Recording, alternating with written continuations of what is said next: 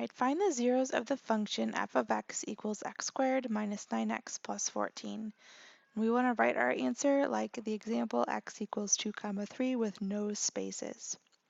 So in this example, notice this is written in function notation. I've got f of x here instead of 0 equals, but it tells me to find the zeros.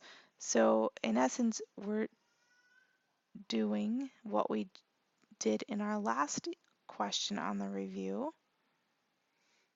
And we have our quadratic trinomial written in standard form. It's all set equal to 0. And then I can go ahead and factor. So I want factors of 14 that are add to give me negative 9. If I want to add to give me a negative but multiply to give me a positive, I know I'm going to have to use two negative numbers. So 14, if we kind of think about my factors, I'd have 1 and 14, or negative 1 and negative 14, but those are not going to add to give me negative 9. If I think about 2 and 7, when I add those I get positive 9, but remember we're using those negatives so that when I add I get a negative number. So I've found my factors, x minus 2, x minus 7.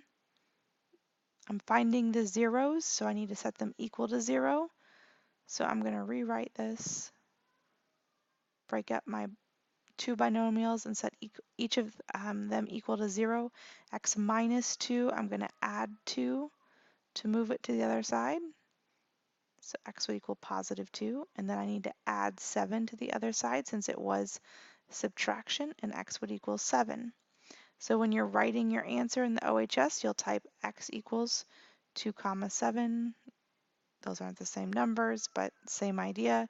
Don't include any spaces.